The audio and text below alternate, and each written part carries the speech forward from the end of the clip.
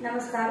BEd द्वितीय वर्ष विषय हमारा शैक्षिक प्रबंधन तथा समावेशी विद्यालय का सृजन, जिसके अंतर्गत की हम लोग समय सारणी की बात कर रहे थे। उससे संबंधित सारी महत्वपूर्ण बातें हम लोग जान चुके हैं। आज हम लोग 2 अध्यापकीय समय सारणी के बारे में अध्ययन करेंगे कि जिन विद्यालयों में 2 अध्यापकों की व्यवस्था है वहाँ पर समय सारणी का निर्माण किस प्रकार से किया जाता है। तो समय सारणी जिस प्रकार से हमने पहले कॉलम बनाए थे उसी प्रकार से हम लोग कॉलम बना लेते हैं।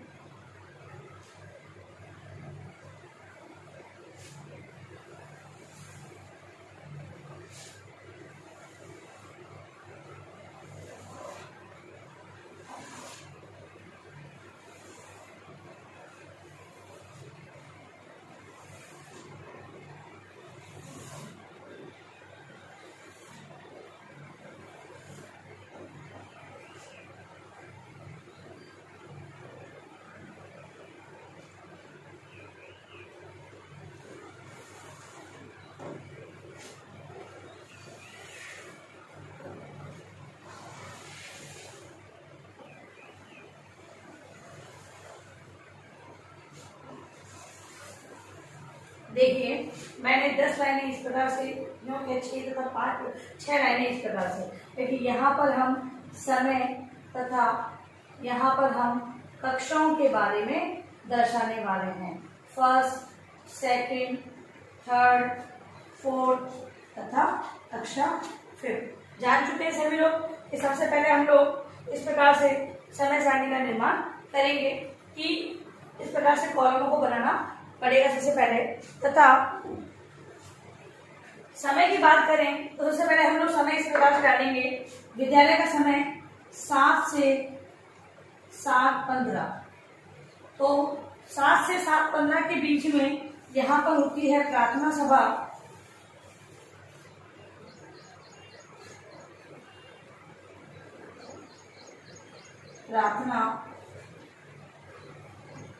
फिर है 7:15 से 7:55 तक पहला कालांश, 7:55 से 8:35 तक दूसरा कालांश, 8:35 से 9:15 तक तीसरा कालांश, 9:15 से 9:55 तक चौथा कालांश।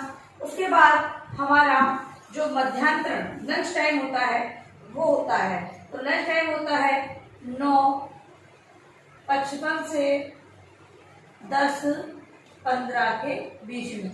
ये जो मॉर्निंग जो पारी होती है, जो हम लोग देखते हैं कि 2 पारियों में विद्यालय चलता है, कहीं पे 2 पारियों में चलता है। इससे पहले की जो समय सारणी एक अध्यापक की दी थी, हमने समय 12 बजे लिया था। और यहाँ पर जो मॉर्निंग का समय है उसके बारे में हम लोग चर्चा कर रहे हैं। और यहाँ पर होता है मध्यांतरण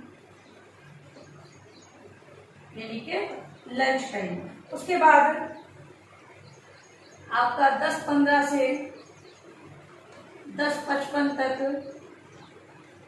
पांचवा कालांश और 10:55 से 11:15 तक। ठीक है, अगला कालांश। फिर है आपका 11:15 से जो कि 12 बजे तक का अंतिम जो कालांश होता है वो कालांश होगा। ठीक है, इस प्रकार से कालांशों की व्यवस्था होती है।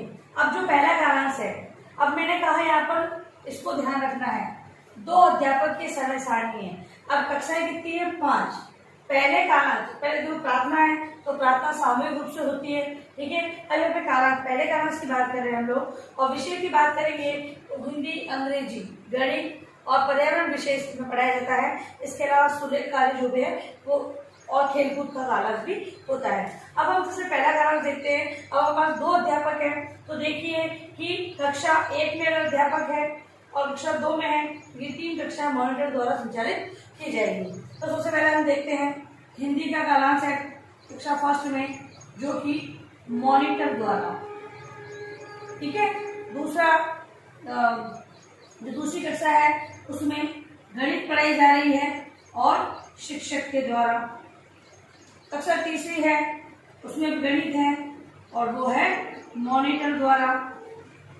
कक्षा चौथी है, यहाँ पर मॉनिटर द्वारा हिंदी पढ़ाई जाएगी, हिंदी और पढ़ा रहा है मॉनिटर। तथा कक्षा 5 है, यहाँ पर हिंदी पढ़ाई जा रही है, वो पढ़ाई जा रही है शिक्षक के द्वारा। समझ रहे हैं आप लोग? तो यहाँ पर देखो शिक्षक कहाँ पर है, तो एक है दूसरी कक्षा में शिक्षक है और एक 5वीं कक्षा में। तो बाकी सब जगह मॉनिटर द्वारा कक्षा संचालित हो रही है और 2 शिक्षकों की हम बात करें तो इस प्रकार हमने पहले कालांश में अरेंजमेंट किया है कि दो शिक्षक है तो किस प्रकार से कक्षा की व्यवस्थाओं को चलाएंगे। अब दूसरे कालांश की व्यवस्था, तो कक्षा पहली में गणित पढ़ाई जा रही है और वो शिक्षक द्वारा। कक्षा दूसरी है वहां पर मॉनिटर, कक्षा 2 में मॉनिटर है तथा कौन क्या पढ़ा रहा है मॉनिटर, तो हिंदी पढ़ा रहा है। फिर कक्षा 3 यहाँ पर मॉनिटर द्वारा हिंदी। कक्षा 4 में गणित जो कि शिक्षक द्वारा पढ़ाई गई। कक्षा 5 गणित और मॉनिटर द्वारा। देखिए अब 2 शिक्षक कहाँ पर है, तो एक शिक्षक तो हमारे यहाँ पर कक्षा पहली में है और दूसरा शिक्षक हमारा कक्षा चौथी में है। ओके, 2 शिक्षकों की व्यवस्था। अब अगला कालांश, तीसरा कालांश, इसके अंदर परिवेश जो पर्यावरण सब्जेक्ट होता है वो मॉनिटर द्वारा पढ़ाया जाएगा। फिर कक्षा दूसरी है उसमें भी मॉनिटर द्वारा परिवेश या जिसे हम पर्यावरण कहते हैं। फिर मॉनिटर द्वारा कक्षा तीसरी है, कक्षा तीसरी के अंतर्गत पर्यावरण पढ़ाई जा रही है और वो शिक्षक द्वारा पढ़ाई जा रही है। ठीक है, कक्षा चौथी है, कक्षा चौथी में पर्यावरण शिक्षक द्वारा और कक्षा 5वीं में भी पर्यावरण है लेकिन मॉनिटर द्वारा।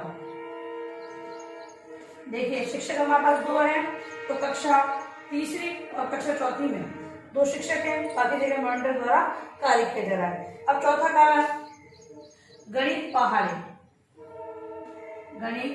पहाड़े बुलवाए जा रहे हैं। कक्षा पहली में वो मॉनिटर द्वारा, कक्षा दूसरी में गिनती पहाड़े या ठीक है वो भी मॉनिटर द्वारा।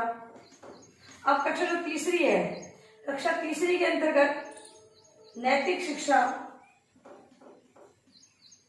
और मॉनिटर द्वारा। कक्षा चौथी में नैतिक शिक्षा शिक्षक द्वारा। कक्षा 5वीं में नैतिक शिक्षा शिक्षक द्वारा। ठीक है, अब हमारे आता है कालांश। अब मध्याह्न में लंच टाइम है, उसके बाद जो कालांश आता है उसमें सुलेख और मॉनिटर द्वारा। कक्षा दूसरी में सुलेख और मॉनिटर द्वारा। कक्षा तीसरी में मॉनिटर द्वारा अंग्रेजी।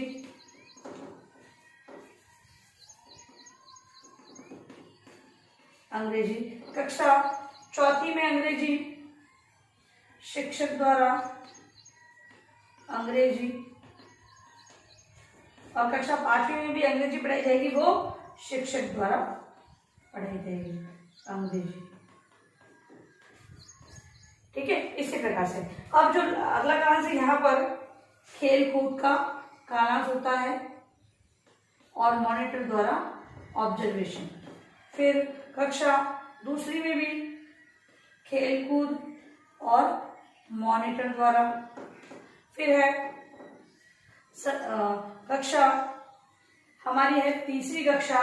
अब चौथी कक्षा है, यहाँ पर मॉनिटर द्वारा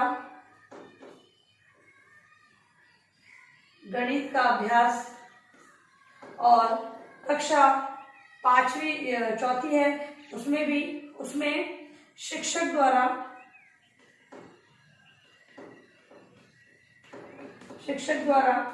गणित का वापस से अभ्यास करवाया जाएगा, और कक्षा 5वीं में भी शिक्षक द्वारा गणित का अभ्यास पुनः करवाया जाएगा। ठीक है। और जो लास्ट जो कालांश है वहां पर इनका खेलकूद का कालांश होगा, खेलकूद का कालांश और मॉनिटर।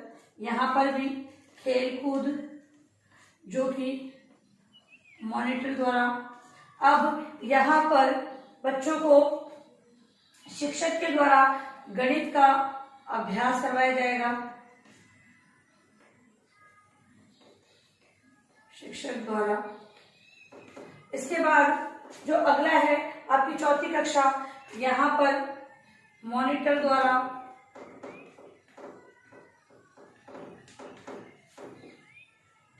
अंग्रेजी का अभ्यास, और कक्षा 5वीं में शिक्षक द्वारा अंग्रेजी। क्योंकि जो कठिन विषय है उसके लिए समय अधिक होता है, तो यहाँ पर भी उसे मेंशन किया जाएगा, तथा अभ्यास के लिए भी या विद्यार्थियों को फिर से जो परेशानी आ रही है उन परेशानियों को, समस्याओं को दूर करने के लिए अध्यापक एक कालांश की व्यवस्था और करेगा, जिसमें कि विद्यार्थियों को बताया जाएगा कि आपकी जो समस्या है उसका हल क्या है, किस प्रकार से आप अपने अंतर्गत उस समस्याओं को दूर कर सकते हैं। ठीक है। तो इस प्रकार से 2 अध्यापक की समय सारणी में ये सबसे महत्वपूर्ण बात ये ध्यान रखनी है कि आपके पास 5 कक्षाएं हैं, लेकिन आपको टाइम टेबल ऐसा बनाना होगा जहां पर आपके 2 ही शिक्षक है तो 2 ही शो हो। ऐसा नहीं कि आप 4 शिक्षक शो कर रहे हैं और आपके पास शिक्षक 2 ही हैं। ठीक है। तो इस प्रकार से ये 2 अध्यापक की समय सारणी बनेगी। अब देखिए अगला कार्य प्रश्न आपको।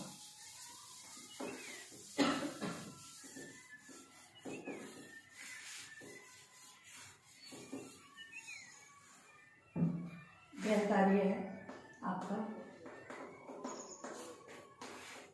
कक्षा 1 से 5 तक के लिए 2 अध्यापकीय समय सारणी का